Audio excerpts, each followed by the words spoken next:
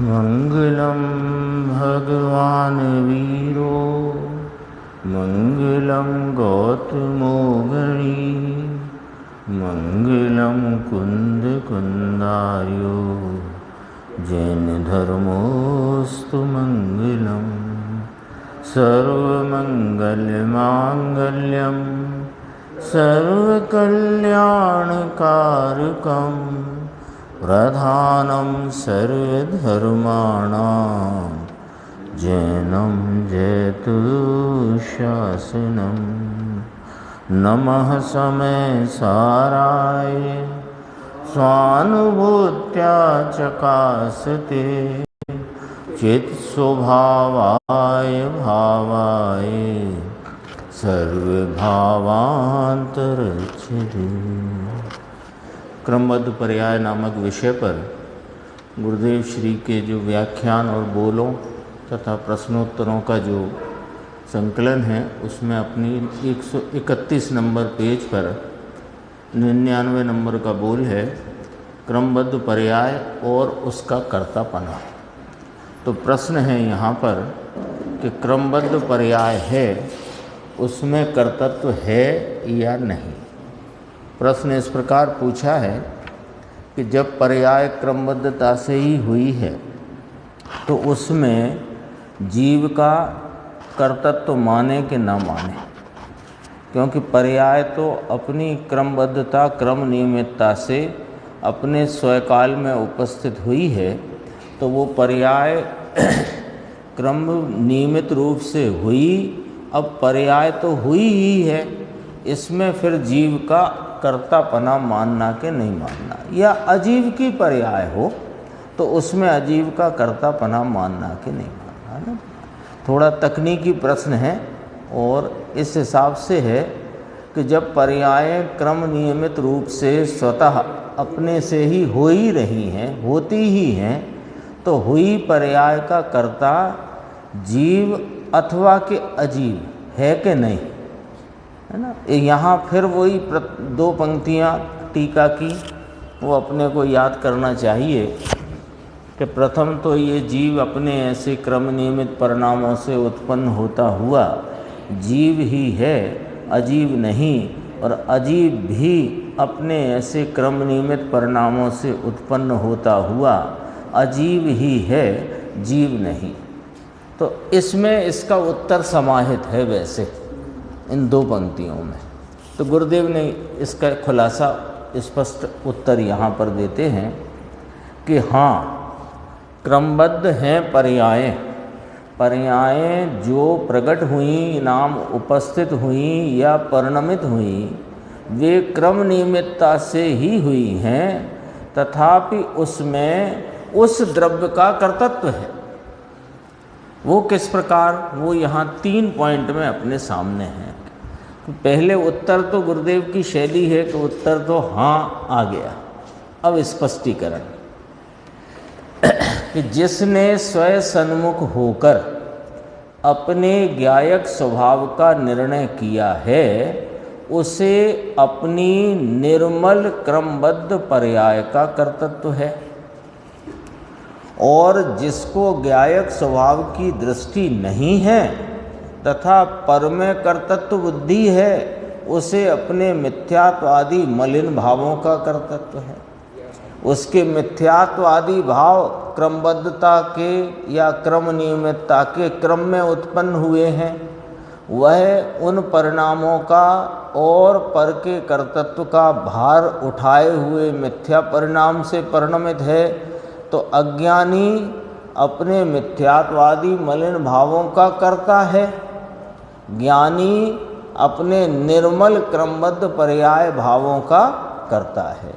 तीसरा बिंदु, अजीव को उस अजीव की क्रमबद्ध अवस्था का कर्तृत्व है। जैसे कर्म का कोई परिणमन हुआ, कर्म का उदय रूप परिणमन है, तो कर्म के उदय रूप परिणमन का कर्ता उसका वह परमाणु द्रव्य है, पुद्गल द्रव्य है, अजीव द्रव्य है। तो अजीव को उस अजीव की क्रमबद्ध अवस्था का कर्तृत्व है। क्रमबद्ध पर्याय का निर्णय करके जो जीव ज्ञायक स्वभाव की ओर ढल गया है उसे विकार का कर्तव्य नहीं है। वह तो सम्यक दर्शन ज्ञान चारित्र रूप निर्मल ज्ञान भाव का ही करता है। देखो 4 बिंदुओं में यहाँ बात आई। जो टीका की प्रथम 2 पंक्ति या टीका की आधारभूत वे पंक्तियाँ, उनके आधार से ही उत्तर है। पूछा था कि जब पर्यायें क्रमबद्ध ही उत्पन्न हो रही हैं तो फिर उसमें उस द्रव्य का कर्तृत्व स्वीकार करें कि न करें, ये प्रश्न है। प्रश्न आया ना ख्याल में। प्रश्न पूछने का कारण क्या कि जब पर्याय क्रम निमित्ता से अपने स्वकाल और अपने क्रम में उत्पन्न हो ही रही हैं तो फिर उसमें उस द्रव्य का कर्तृत्व ले के नहीं ले, माने कि ना माने, स्वीकार करे या कि ना करे। तो कहा कि हाँ, उस द्रव्य का उस परिणाम में कर्तापना है, उस परिणाम का कर्तापना उस द्रव्य को है। अब इसमें 3 प्रकार आए। जीव के संबंध में 2 प्रकार आए और अजीव का 1 प्रकार आया। जीव का किस प्रकार 2 प्रकार बने कि जो जीव अपने ज्ञाता स्वभाव का निर्णय दृष्टिवंत है, निर्णय करके जिसने दृष्टि की है, उसके क्रमबद्धता में निर्मल परिणाम हो रहे हैं तो वो अपने निर्मल परिणाम का करता है। अज्ञानी को पर के कर्तृत्व का मिथ्यात्व वर्तता है तो वह मिथ्यात्वादी मलिन भावों का करता है। और अजीब भी क्रमबद्ध होते अपने परिणामों का करता है। जैसे कर्म परमाणुओं की उदय रूप अवस्था हो, बंध रूप अवस्था हो, संक्रमण रूप अवस्था हो, जो परिणमन हुआ है उस परिणमन का कर्ता वह द्रव्य है। फिर चौथा पॉइंट जो लिया उसमें ये स्पष्ट किया कि जो जीव ज्ञायक स्वभाव की ओर ढल गया, जिसने राग से एकत्व तोड़कर अपने ज्ञाता स्वभाव से एकत्व जोड़ा है, वो उसको फिर विकार का कर्तृत्व ना रहा। वह तो अपने सम्यक दर्शन ज्ञान चारित्र आदि निर्मल ज्ञान भाव का ही करता है। यानी इसमें मुख्य बात ये है, ये जो 308 से 311 गाथा अकर्ता स्वभाव की सिद्धि की गाथा कहो, क्रमबद्ध पर्याय की गाथा कहो, इसमें मुख्य बात ये है कि यहाँ जीव को अकर्ता सिद्ध किया, लेकिन पर का अकर्ता। अपने निर्मल परिणामों का तो वह करता ही है। और रागादि भाव चूंकि जीव का स्वभाव नहीं तो भ्रांति पाल रखी है तो भ्रांति का करता है। तो कोई कहे कि जीव तो सर्वथा अकर्ता है, तो सर्वथा अकर्ता नहीं, वो जीव जो दृष्टि का विषय रूप भगवान आत्मा, वो दृष्टि की विषय रूपता से लक्ष्यगत करने की अपेक्षा से, आलम्बन लेने की अपेक्षा से उसे अपरिणामी कहो। समझना जरा, ये अपरिणामी और अकर्तापने का अंतर समझना। अपरिणामी और अकर्तापना, इन 2 में अंतर है, वो समझना यहाँ पर। जीव पर द्रव्य के परिणामों का सर्वथा अकर्ता है और अपने जो कोई भी परिणाम हैं उनका करता है। सीधा सच्चा 2 टूक सिद्धांत समझना जरा। अकर्ता है जीव कि हाँ, जीव अकर्ता है। किसका अकर्ता है कि पर द्रव्य के परिणामों का अकर्ता है। तो राग का अकर्ता भी कहा उसको कि राग का अकर्ता इस अपेक्षा है कि राग उसका स्वभाव नहीं और अपने स्वभाव रूप भावों का तो सदैव करता ही है। तो 1-2 पॉइंट आ गए ना। पर का अकर्ता है तो दरअसल राग को स्वभाव की अपेक्षा से देखो तो पर में ही जाता है, वो पर के खाते में ही जाता है। और स्वय की दृष्टि से स्वय और पर हुए ना, तो स्वय की दृष्टि से अपना जो निर्मल गुणात्मक निर्मल स्वभाव रूप जो भाव है वो स्वयं है, और रागादि विभाव रूप और उनके निमित्त आदि वे पर हैं। तो पर का अकर्ता है उसमें समाहित है कि रागादि का अकर्ता है, स्वभाव की अपेक्षा लेकर के। अब कहते हैं कि जीव क्या सर्वथा अकर्ता है, तो का ना अपने निर्मल परिणामों का जीव करता है। क्यों कि फिर वो कर्म किसका, निर्मल परिणाम प्रगट पर्याय में मोक्ष मार्ग रूप परिणाम, संवर निर्जरा रूप परिणाम, अथवा कि मोक्ष रूप परिणाम उसका करता है। तो कहा 320 गाथा में तो कहा कि जीव मोक्ष संवर निर्जरा मोक्ष परिणाम को भी करता नहीं, मात्र जानता ही है, ऐसा कहा। वहाँ पर दृष्टि के विषय को दिखाया है। तो वहाँ दृष्टि के विषय को दिखाते हुए अपरिणामी तत्व दिखाया है। अपरिणामी क्या होता है और अकर्ता क्या होता है, अपने को ये समझना है कि जो जीव तो सदा बिना परिणाम का कभी नहीं है। तो जो परिणाम प्रकट है यहाँ निर्मल लेना, मलिन नहीं लेना, क्योंकि मलिन स्वभाव रूप परिणाम नहीं है। तो निर्मल परिणाम का तो जीव करता ही है, करता ही है। फिर अकर्ता कहा 320 गाथा में, वो अपरिणामीपना सिद्ध करना है। अब अपरिणामी अकर्ता का फर्क ये कि परिणाम सहित का होने पर भी परिणाम से भिन्न जो एक रूप सदृश सामान्य भाव है उसे देखो तो अपरिणामी है, और जो वर्तमान परिणाम है वो कर्ता का कर्म है, इसलिए उस कर्म का कर्ता जीव है।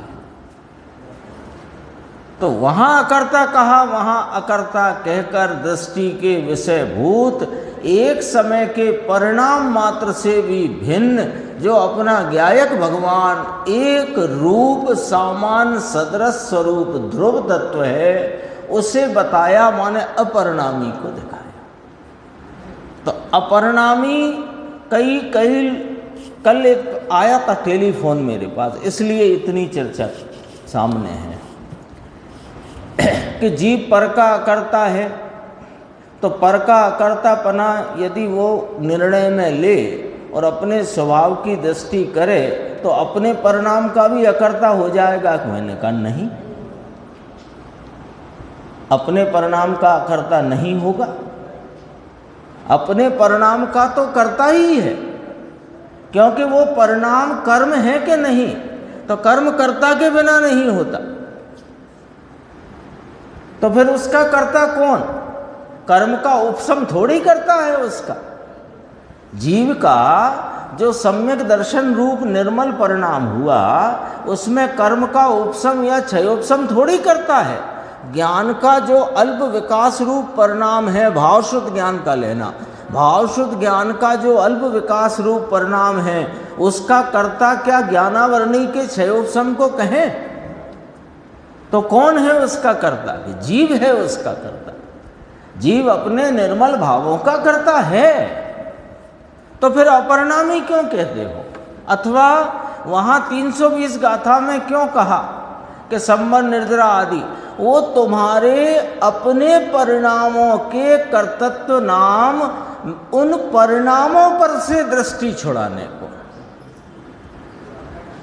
अनादि से जीव की पर्याय दृष्टि है ना, तो इसको लगा कि मैं परद्रव्य का तो कुछ नहीं कर सकता। अब अपन सीधी बात करते हैं, मैं परद्रव्य का तो कुछ नहीं कर सकता, रागादि भाव का भी मैं करता नहीं, क्योंकि वे तो स्वभाव रूप भाव ही नहीं, मेरे भाव ही नहीं, लेकिन मैं मेरे सम्यक दर्शन आदि को तो कर सकता हूँ।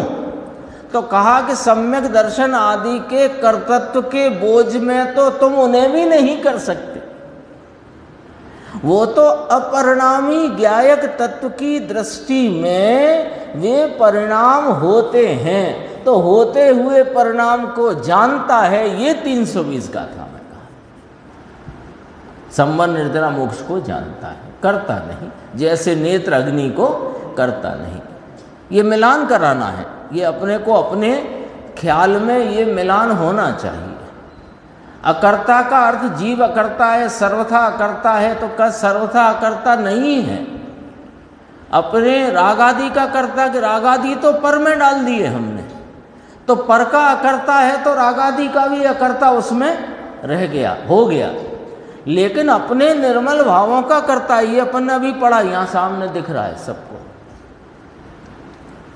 फिर अपरिणामी क्या चीज है कि अपरिणामी तो वह ध्रुव सामान एक रूप सदृश रहने वाला भाव जो कि दृष्टि का विषयभूत है, वो तो उसमें परिणाम ही नहीं तो कर्ता और कर्म का वहां पर कोई भेद भी खड़ा नहीं होता। तो अपरिणामी और अकर्तापने का जो फर्क है वो इस प्रकार है। अपरिणामी है वो दृष्टि का विषयभूत एक रूप सामान्य सदृश रहने वाला अनादि अनंत ध्रुव तत्व है, जो परिणाम मात्र से रहित है, वो अपरिणामी है। और वो अपरिणामी तत्व कभी बिना परिणाम का है नहीं, वो सामान्य कभी विशेष बिना का नहीं। तो जिसका विशेष है वो उस विशेष का वो विशेष कर्म रूप है, और उस कर्म का कर्ता वो द्रव्य ही है, अन्य कोई नहीं। और ये द्रव्य अन्य के परिणाम का कर्ता नहीं। ये बिठाना पड़ेंगी दोनों बातें। दृष्टि के विषय को किस प्रकार कहा जाता है और वस्तु के पदार्थ की स्थिति किस प्रकार है, बराबर बैठाना पड़ेगी। इसलिए ये प्रश्न आया था, ये ज्ञान स्वभाव ज्ञेय स्वभाव भाग 2 के बोल 97 था। इसको अपन ऐसे भी समझ सकते हैं कि जैसे कहा ना कि जीव में एक कर्त नाम की शक्ति हाँ है, शक्ति है, तो उसका कोई ना हाँ कोई फंक्शन होगा। हाँ बिल्कुल, माने तो वो अपने परिणामों वो कर्ता कर्म करण संप्रदान जो 6 कारक शक्तियां हैं, ये कारक शक्तियों का परिणमन है, और परिणमन है वो उसका ही परिणाम है, अन्य का नहीं। जीव और पुद्गल में क्रियावती शक्ति और भाव शक्ति है, तो जब क्रियावती शक्ति है तो उस क्रिया का कोई ना कोई तो करता होगा। हाँ, वो क्रियावती शक्ति में तो एक अपने को गमन रूप भाव लेना, स्पंदन रूप भाव लेना। यहाँ तो सर्व परिणाम में स्वभाव रूप परिणाम लेते हैं, जानना, देखना, आनंद है, सुख है, शांति है, तो परिणमन शक्ति है। और परिणमन शक्ति प्रत्येक द्रव्य में है, उस परिणमन शक्ति से वह द्रव्य परिणमता है। लेकिन वो परिणमन में परिणमते द्रव्य के परिणाम को लक्ष्यगत नहीं करना है, इसलिए अपरिणामी तत्व कहा इसको। पर ये अकर्ता रह करके रहे तो उसको दूसरे शब्दों में कहते हैं ज्ञाता है। तो ज्ञाता है यानी वहाँ जो अकर्ता के साथ ज्ञातापना कहा, वो पर द्रव्य का कर्ता नहीं, पर द्रव्य के और रागादि परिणाम के होते हुए भावों को जानता है। और अपने भी जो क्रमबद्ध परिणाम हैं, भले वे संवर निर्जरा आदि के निर्मल परिणाम, मोक्ष का परिपूर्ण निर्मल परिणाम, वो परिणाम में परिणमित यही हुआ है। लेकिन जो परिणमित हुआ है उसे परिणाम के साथ देखने से ये संवर निर्जरा उत्पन्न नहीं होती। वो परिणाम से भिन्न एक रूप सदृश सामान्य ध्रुव अनादि अनंत है, वो अपरिणामी तत्व है, वो अपरिणामी दृष्टि का विषय है, जिसमें निहाल भाई कहते हैं द्रव्य सामान्य। लेकिन वो द्रव्य सामान्य बिना विशेष का नहीं है, ये युति यहां पर बिठाना पड़ेगी, नहीं तो कभी अकर्ता कभी कर्ता। तो पर का अकर्ता, अपने निर्मल परिणामों का कर्ता, राग आदि का अकर्ता, ये समझो फार्मूले यहां रख लो, फिर खूब विचार करना। रागादि भावों का और उसके निमित्त आदि पर द्रव्य का जीव अकर्ता ही है, और अपने निर्मल भावों का कर्ता है। तो निर्मल भावों का कर्ता तो है, पर निर्मल परिणाम भी दृष्टि का विषय नहीं, इसलिए उन निर्मल परिणामों से भी भिन्न जो एक रूप सामान्य सदृश ध्रुव अनादि अनंत तत्व है, वो अपरिणामी दृष्टि का विषय है?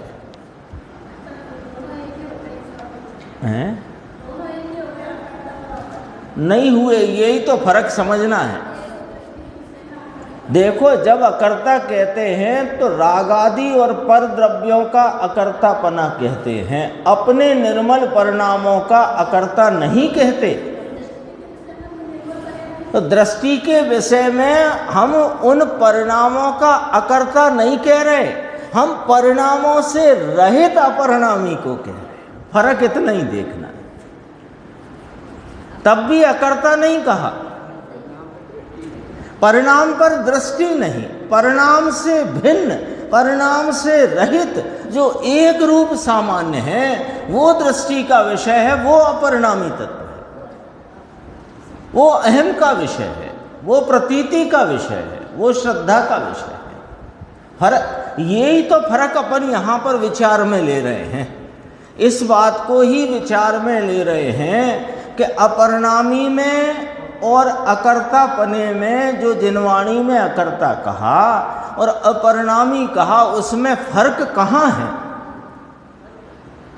अकर्ता कहते हैं तो रागादि भावों का और पर का अकर्ता जानना, तो उसमें ज्ञाता भाव खड़ा हो गया, और ज्ञाता भाव खड़ा हुआ तो अपने ज्ञान भाव का कर्ता है कि हाँ है, हाँ है, लेकिन ज्ञान भाव के विशेष से रहित जो सामान्य स्वरूप है उसको लक्ष्य करो तो ये ज्ञाता स्वरूप प्रतीति में आता है। ये अपरिणामी है, अपरिणामी दृष्टि का विषय है। अपरिणामी रूप वस्तु नहीं होती है, क्योंकि वस्तु तो परिणमनशील होती है, वो द्रवित होती है, उसका नाम द्रव्य है। ये चारों तरफ से बिठाना पड़ेगी बात, क्योंकि फिर कोई इसको ऐसे भी नहीं बिठाई जाती कि प्रवचन सार में ऐसा कहा और समय सार में ऐसा कहा। उनने तो जहां कहना था वहां कह दिया। वस्तु तो हमें समझना है, उसका निर्णय करना है, और जो दृष्टि का विषय है उसको लक्ष्य में लेकर दृष्टि करना है। काम तो हमें करना है, ग्रंथ को थोड़ी करना। ग्रंथ में तो कह दिया। इसको अपन हैंगर पे टांगने का जो अपना रिवाज है वो रिवाज छोड़ना पड़ेगा। प्रवचन सार में तो द्रव्य पर्याय सहित का लिया और समय सार में पर्याय रहित का लिया कि नहीं नहीं, ये तो समय सार में दृष्टि के विषय की मुख्यता में जब दृष्टि का विषय बताया तो वहाँ द्रव्य को परिणाम से रहित बताया है। जब परिणाम से रहित बताया तो वहाँ कर्ता कर्म की बात ही खत्म हो गई, क्योंकि कर्म का कर्ता और कर्म ये भेद भी वहाँ देखना ही नहीं है, वहाँ भेद नहीं देखना है। और जब अपने ही कर्म को यहाँ कौन सा लेना, निर्मल, अपना ही निर्मल भाव कर्म नाम कार्य पर्याय, उसके भेद सहित वस्तु या उस परिणाम सहित वस्तु देखो तो आप ही उसका करता है या परिणमति सा करता। ये भी समय सार में आया।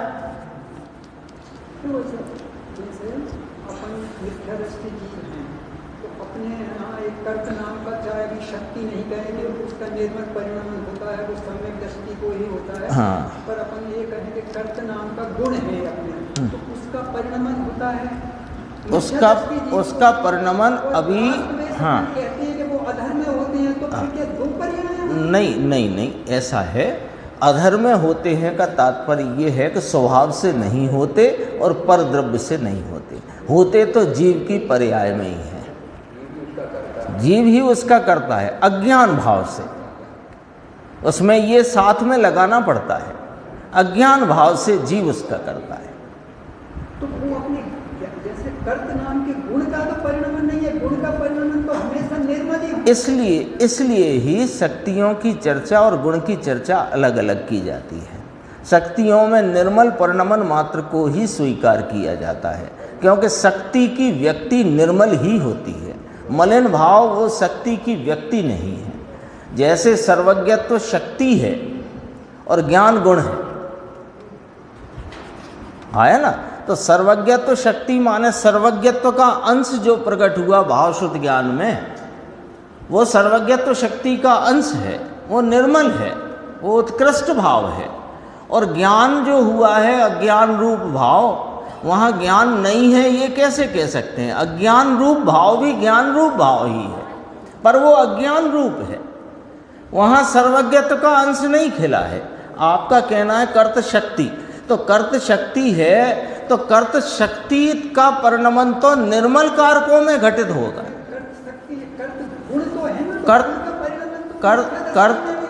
कर्ता नाम का गुण जो है अज्ञान उसे कहा अज्ञान अवस्था में वह मिथ्यात्व आदि मलिन भावों का करता है। लो इसी में पढ़ो, जिसके ज्ञायक स्वभाव की दृष्टि नहीं है तथा पर में कर्तृत्व बुद्धि है। एक ही बात है, जिसको ज्ञायक स्वभाव की दृष्टि नहीं है उसे नियम से पर में कर्तृत्व की बुद्धि है। पर अपन दूसरी तरफ ये भी कहते हैं कि वो तो अधर से होते हैं, तो अधर का अर्थ ये समझना स्वभाव से नहीं होते।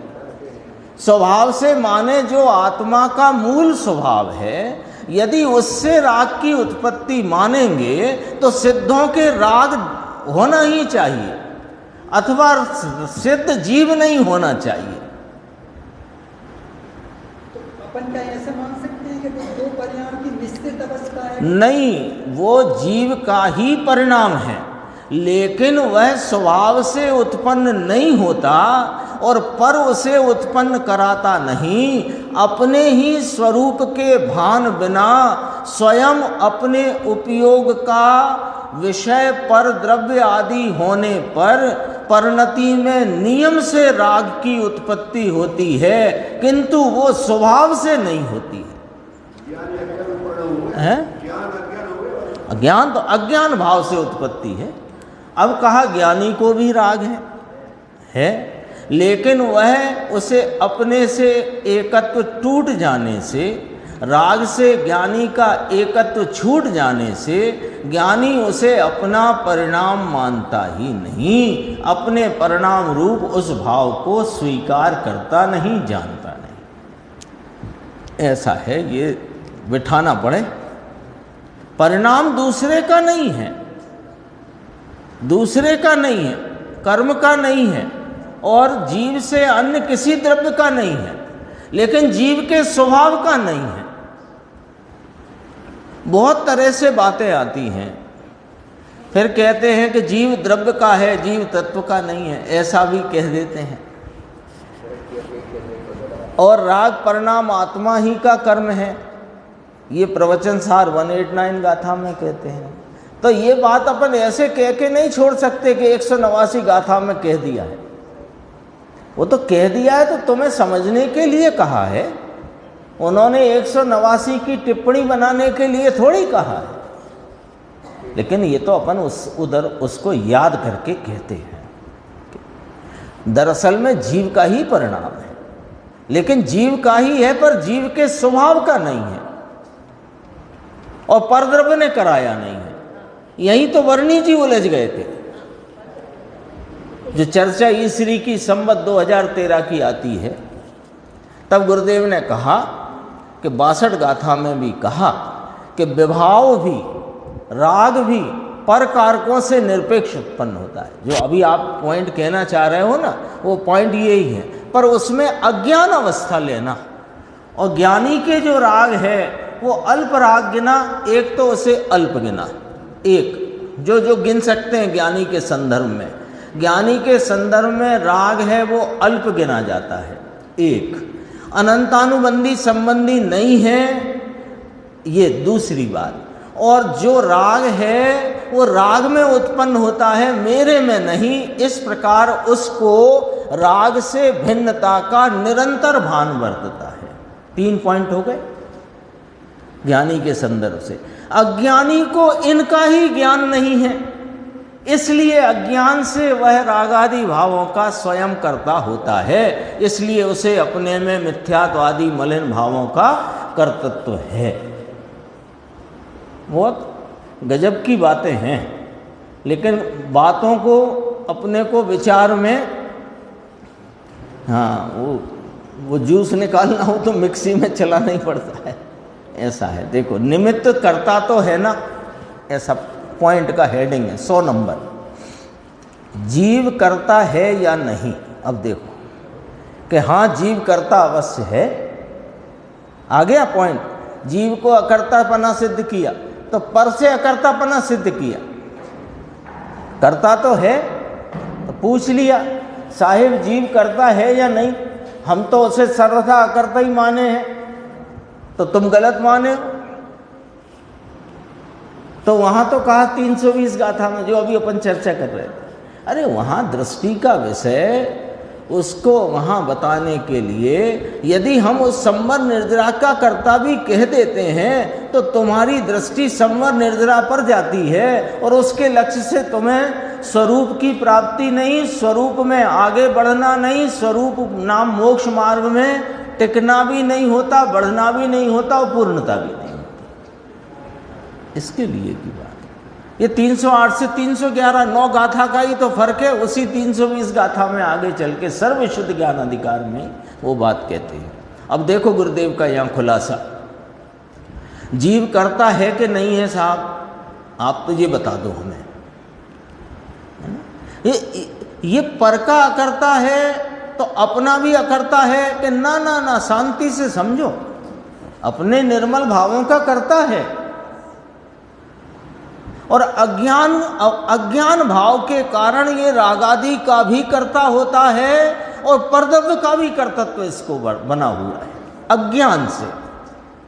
अब देखो जीव करता है या नहीं, कि हाँ जीव कर्ता अवश्य है, लेकिन किसका? अपने ज्ञायक परिणाम का, पुद्गल कर्म का नहीं। देखो एक ही पंक्ति में पूरा मामला साफ है कि नहीं? ज्ञायक परिणाम का माने ज्ञान स्वभाव के लक्ष्य से होने वाले निर्मल परिणाम का, ज्ञायक परिणाम का अर्थ ये। ज्ञायक परिणाम का अर्थ ये लेना, ज्ञायक परिणाम का अर्थ नहीं कि ज्ञान का कुछ भी परिणाम है, अज्ञान रूप परिणाम है। वो अज्ञान में तो मिथ्यात्व है, तो मिथ्यात्व भावों का कर्ता होता है अज्ञान भाव से। यहाँ ज्ञायक परिणाम का अर्थ है ज्ञान स्वभाव के आलम्बन से होते हुए निर्मल परिणाम का कर्ता अवश्य है, लेकिन पुद्गल कर्म का नहीं। हो गया ना स्पष्ट? तो फिर प्रश्न अगला आ गया, किस समझ में नहीं आया। अभी अपन जो पिछले वाले 99 में चर्चा कर रहे थे उसे दोबारा समझना पड़ेगा, फिर इसमें आएंगे। देख लो, उसे ज़्यादा समय नहीं लेंगे अपन। जिसने स्वयं सन्मुख होकर अपने ज्ञायक स्वभाव का निर्णय किया है उसे अपनी निर्मल क्रमबद्ध पर्याय का कर्तृत्व नाम कर्तापना है। एक पॉइंट हो गया क्लियर। जिसने अपने ज्ञान स्वभाव का निर्णय किया माने ज्ञान स्वभाव की दृष्टि करी है उसे अपनी निर्मल क्रमबद्ध पर्यायों का कर्तापना है, एक पॉइंट। दूसरा, जिसको ज्ञायक स्वभाव की दृष्टि नहीं है यानी अज्ञान अवस्था है, यानी पर में कर्तापने की बुद्धि है, उसे अपने में होने वाले मिथ्यात्वादी मलिन भावों का कर्तापना है। आपका आ गया वो प्रश्न का भी जो जवाब था। तीसरी बात, तो अजीव नाम कर्म आदि, तो अजीव को उस अजीव की क्रमबद्ध होती अवस्था का कर्तृत्व है, माने वो उसका कर्ता है। अजीव भी अपने ऐसे क्रम नियमित परिणामों से उत्पन्न होता हुआ अजीव ही है, जीव नहीं। बोलो उसी में से आया कि नहीं आया जवाब? वे दो लाइनें नहीं है, वे पता नहीं क्या है। गुरुदेव श्री आगे बोल में कहने वाले हैं कि जैसे गाय के स्तन में से दूध निकलता है ना, तो बलू की बाई निकालती है, ऐसे अमृतचंद्र आचार्य भगवान ने कुंद कुंद आचार्य के हृदय में से वो भाव निकाल करके दिए। वो टीका की 2 पंक्तियां जिन शासन के सिद्धांत रूप प्लेटफॉर्म है, वो सामान्य नहीं है। वे 2 पंक्तियां अपने को 1 महीना हो गया, रोज लगभग रोज अपन उन्हें याद करते हैं। मेरे ख्याल सबको याद ही हो गई होंगी वे, और याद रहना ही चाहिए। उससे फायदा कि जब एकांत में बेचैनी हो, परेशानी हो, तो वे 2 लाइनें याद करना, बहुत गजब की बात है। सच्चाई ये है कि एक तो इस नरभम जो अपने को मिला, जैन कुल मिला, गुरुदेव श्री के द्वारा जिन धर्म का सच्चा रहस्य मिला, अब अपने को तो अपने स्वरूप को जाने बिना ये भव का अंत नहीं आना चाहिए, है ना। तो अब उस पर्याय का कर्तृत्व नहीं सौंपते हैं। उपदेश में और प्रेरणा में ऐसा ही है। तथापि यदि ना भी हो सके और समय अंतिम आ जाए तो किसी के संबोधन की जरूरत ना पड़े, इतनी तैयारी अपनी यहाँ रखना चाहिए। सच्चाई है, कोई पराधीनता नहीं, किसी के संबोधने की जरूरत नहीं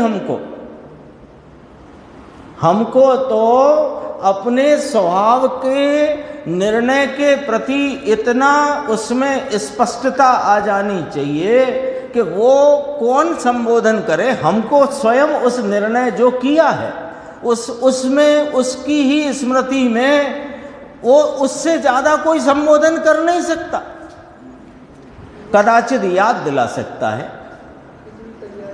इतनी तैयारी तो करो। यदि स्वरूप की प्राप्ति होए तो ये अवतार धन्य है, और ना हो तो इतनी तैयारी तो होनी चाहिए कि अंत समय किसी के संबोधन की जरूरत नहीं है।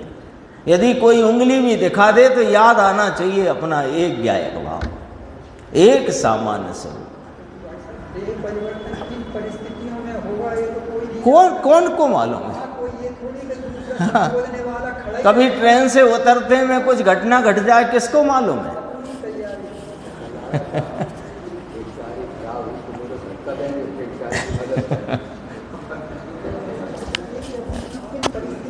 संबोधने की जरूरत नहीं, हमको नहीं चाहिए संबोधन, अपनी तैयारी रखो। हाँ, संबोधने वाले का समझ में भी तभी आता है। हाँ, ये आ गया ना, 3 बोल आ गए। चौथे में कहा कि भैया जिसको ज्ञान स्वभाव की दृष्टि हुई है उसे विकार का कर्तृत्व होता ही नहीं है। वह तो सम्यक दर्शन ज्ञान चारित्र निर्मल ज्ञान भाव का ही करता है। ये जो पॉइंट आया था ना, अब ये इसको आप याद करो। सम्यक दर्शन ज्ञान चारित्र रूप निर्मल ज्ञान भाव का ही करता है। इसे जोड़ दो इस लाइन में कि हाँ, जीव करता अवश्य है, लेकिन किसका? कि अपने ज्ञायक परिणाम का, यानी सम्यक दर्शन ज्ञान चारित्र रूप निर्मल ज्ञान भाव का करता ही है, पुद्गल कर्म का नहीं। अब आ गया ना स्पष्ट। अब अगला प्रश्न कि पुद्गल कर्म का निमित्त करता है कि नहीं। अब ये बात समझना जरा। पुद्गल कर्म में जो बंध रूप परिणाम होते हैं, प्रकृति स्थिति प्रदेश, प्रकृति प्रदेश स्थिति अनुभाग रूप जो बंध परिणाम पुद्गल में होते हैं, जीव में तो होते नहीं, तो उनमें जीव निमित्त करता है कि नहीं, ये प्रश्न पूछा गया है। मैं तो इतना नहीं कह सकता हूं कि अपने कर्म बंध का, मैं नहीं कह सकता हूं अपने कर्म बंध का करता है कि नहीं, मैं ऐसा कह ही नहीं सकता। कर्म बंध अपना है ही नहीं। तो जो कर्म बंध होता है, पुद्गल कर्मों में जो बंध रूप अवस्थाएं होती हैं, उनका जीव कर निमित्त करता है कि नहीं, प्रश्न ये है। थोड़ी भाषा भी अपनी सुधारते चलो साथ के साथ। अपने कर्म बंध, हमने कभी बांधे ही नहीं कर्म, हमारे काय के कर्म। तो निमित्त नैमित्तिक संबंध तो कहा गया है कि सुनो उसकी भी असलियत। प्रश्नकार ने पूछ ली है, असलियत ही पूछी है कि पुद्गल कर्म की अवस्थाओं का जीव निमित्त करता है कि नहीं, ये पूछा है। उत्तर के नहीं है। देख लो जरा, उत्तर मिला लेना, दोनों प्रश्न अब आमने सामने कर लो। जीव करता है कि नहीं, कि हाँ करता है अपने निर्मल परिणामों का। जीव पुद्गल कर्म का निमित्त करता है कि नहीं, कि नहीं। अरे ये दो प्रश्न में तो सारी उलझन सुलझ जाए। ये वो वाले दो प्रश्न हैं। ये सारी पढ़ाई जो पढ़ी है वो पढ़ाई का सार यहां स्पष्ट हो जाए।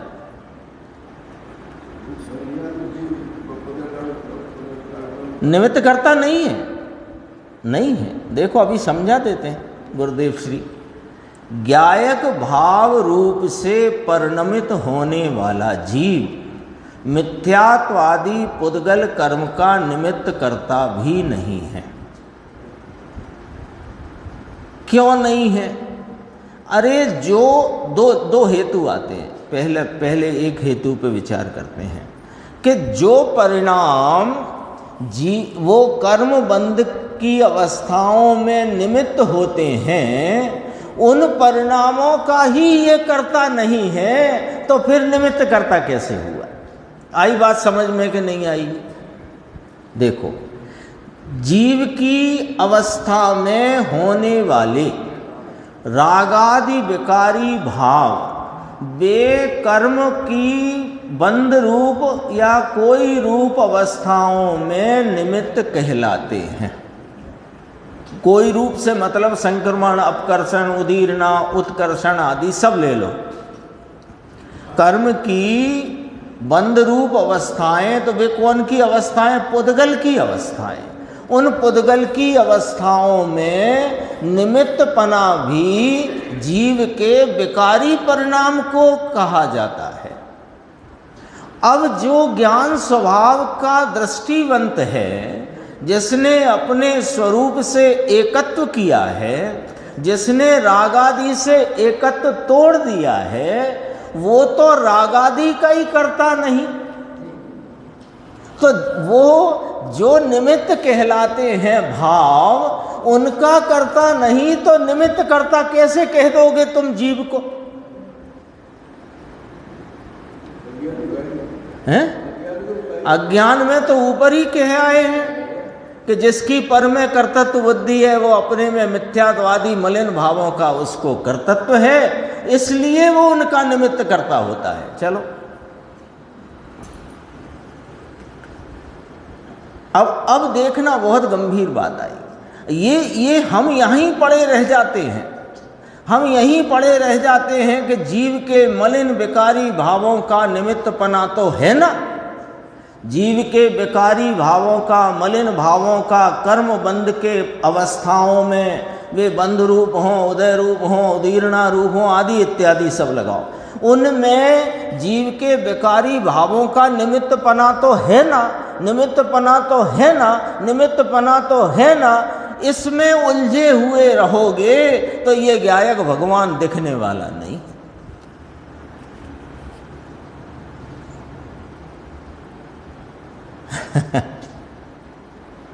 जान लिया ना, जान लिया कि इधर जाने में गड्ढा है और इधर जाने में खाई है और सीधे चलने में ये।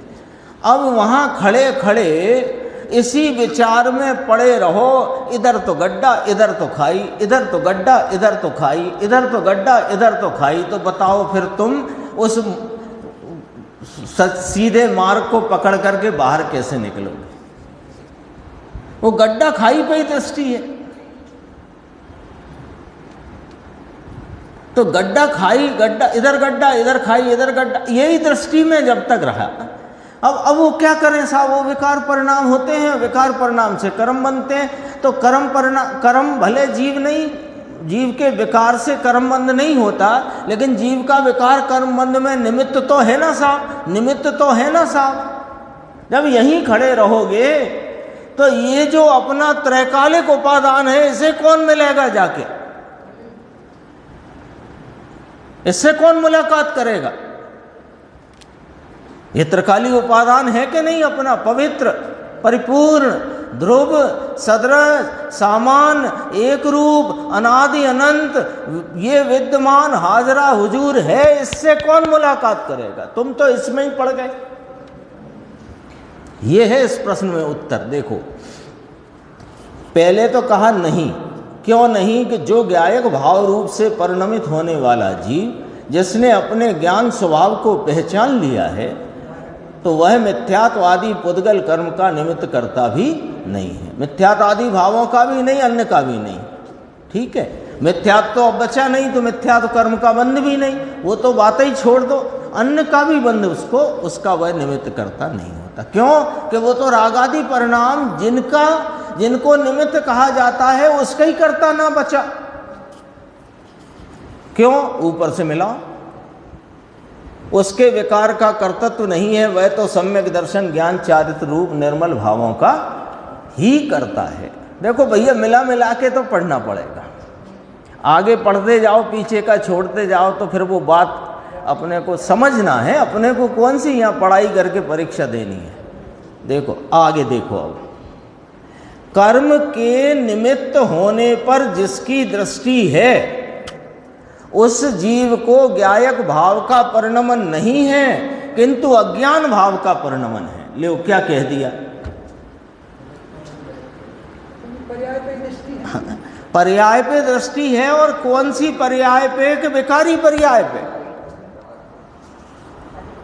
मैं यदि राग करूंगा तो मैं कर्म बंध में निमित्त हो जाऊंगा, तो तेरी दृष्टि इसी पर पड़ी हुई है, कर्म बंध के निमित्त बने पर।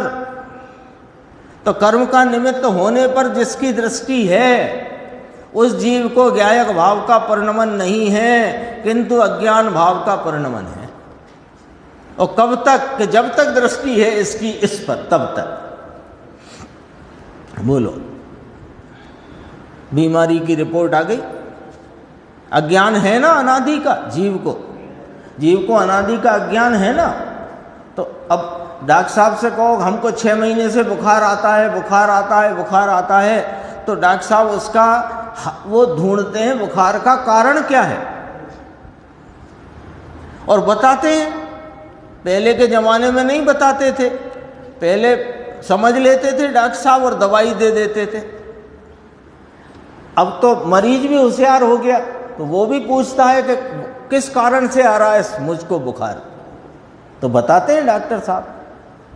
यहां बता दिया कि तेरे को जो अज्ञान का बुखार आ रहा है अनादि से, ये इसलिए आ रहा है कि तेरे को कर्म का निमित्त होने पर दृष्टि पड़ी हुई है। कर्म का निमित्त होने पर दृष्टि माने विकारी भाव पर दृष्टि पड़ी हुई है।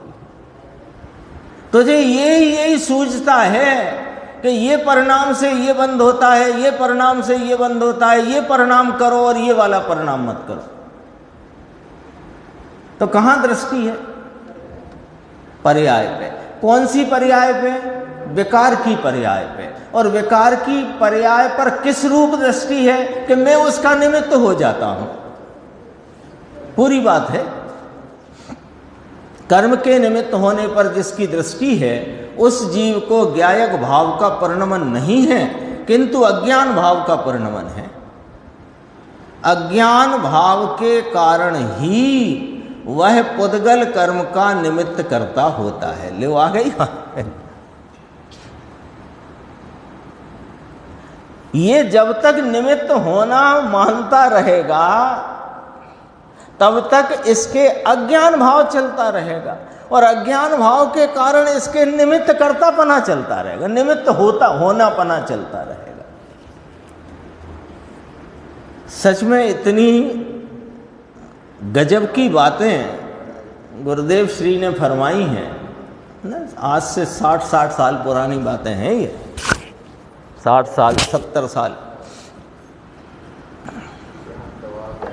ज्ञान से ये 50 के आसपास की पुस्तक थी, 1950-51 में पहला संस्करण छपा था इसका, और प्रवचन पहले के। क्या क्या गजब की बात है। अज्ञान भाव के कारण ही वह पुद्गल कर्म का निमित्त करता होता है और वह संसार का ही कारण है। यह बात आचार्य देव ने आगे आने वाली गाथाओं में भली भांति समझाई है। यानी सर्वविशुद्ध ज्ञान अधिकार की ये प्रथम 4 गाथाएं हैं। इसमें और जो गाथाएं 415 नंबर तक की गाथाएं हैं, वहाँ स्थान स्थान पर यही बात समझाई है। अपने तो चल गई ना सब, गुरुदेव की सीडी का, शक्ति का भी थोड़ा देख लेते हैं। देखो 101 नंबर, इसमें 106 बोल नंबर का बोल है, उसको बहुत ही गंभीर है, उसके लिए मानसिक तैयारी रखना कि बहुत गजब की चीज़ आने वाली है।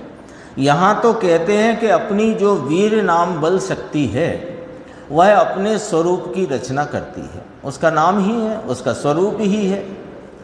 हाँ, श्रद्धा ज्ञान शांति वीतरागता को रचती है, उसी को वीर कहते हैं, उसी को बल कहते हैं।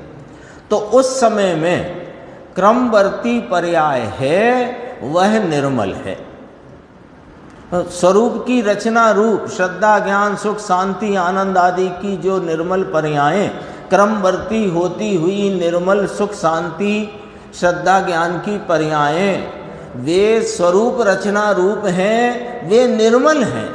क्रमवर्ती पर्याय निर्मल है। अब यहाँ क्या कहना है, बहुत गजब की बात कहना है, शक्तियों का प्रकरण से बात कहते हैं। क्रमवर्ती पर्याय निर्मल है और अक्रमवर्ती हैं जो भाव द्रव्य में वे गुण हैं। यहां क्रमवर्ती में क्या लेना, निर्मल। निर्मल वीर शक्ति की बात चलती है।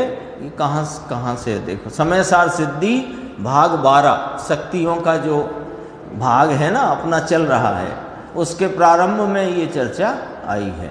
क्योंकि अपन ने वीर शक्ति की चर्चा 11वें भाग में से पढ़ी थी, सुनी थी, और यहाँ 11वीं शक्ति से अपन ने शुरू किया था 12वें भाग में। ये चर्चा अपने सामने नहीं आई थी, यहाँ आई, कोई दिक्कत नहीं है। देखो हाँ, इसमें भी आई है, उसमें भी यही वाली बात आई है। क्रमवर्ती पर्याय निर्मल, तो निर्मल पर्याय हैं वो वीर गुण का कार्य है। तो क्रमवर्ती पर्याय निर्मल है, अक्रमवर्ती हैं वे गुण हैं। ये क्रमवर्ती पर्याय और अक्रमवर्ती गुण का समुदाय वो आत्मा है, उसे आत्मा कहते हैं। रागादि पर्याय के समुदाय को आत्मा नहीं कहते हैं, कहीं नहीं लिखा, बता दो जिनवाणी में। ये यहाँ कहा अभी, हाँ जड़ कहा है। हाँ, क्योंकि वो जड़ के निमित्त से होने वाले अद्दर भाव, आज तो उठाईगिरी शब्द डाला, उठाईगिरी। यह क्रमवर्ती और अक्रमवर्ती गुण का समुदाय वह आत्मा है। इसको ऐसे पढ़ो, वह आत्मा है। उसमें राग की पर्याय का समुदाय आत्मा है, ऐसा कहा ही नहीं है। समझ में आया, ये पहले आ गया है। पहले कहा था कि क्रम रूप और अक्रम रूप अनंत धर्म समूह जो कुछ जितना लक्षित होता है वह वास्तव में समस्त एक आत्मा है। तो क्रम रूप में निर्मल लेना, क्रम क्रम से जो निर्मल पर्याय प्रकट होती है उसकी बात है। राग की बात यहाँ है ही नहीं, है ही नहीं। तो साहब हमारी पर्याय में है, इसका क्या करें कि इसका तुम कुछ मत करो, तुम तो इससे रहित हो ऐसा अनुभव करो, ये तो बेचारा भाग जाएगा रहेगा ही नहीं।